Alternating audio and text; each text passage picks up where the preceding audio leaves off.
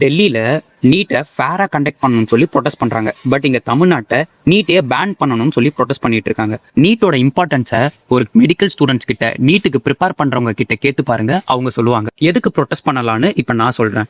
First, NEET paper எங்கேயும் leak ஆகாத ரொம்ப கான்ஃபிடென்ஷியலா எக்ஸாம் ஹால்குள்ள வரணும். அதுக்காக ப்ரொடெஸ்ட் பண்ணுங்க. பாயிண்ட் நம்பர் 2, நீட்டோட சிலபஸ் எல்லாமே சென்ட்ரல் போர்டு பேஸ்டு சிலபஸ்.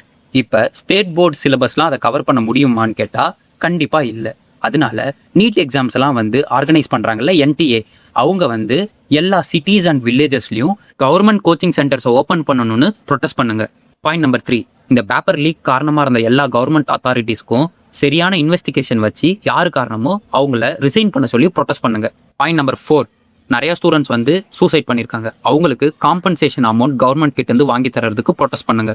இதை தவிர்த்து வேற எதுக்காகவும் இந்த ப்ரொடெஸ்ட்ல சப்போர்ட் பண்ண வேணாம். இது ஸ்டூடெண்ட்ஸோட லைஃப், அவங்க லைஃபை வீணாக்கிடக்கூடாது.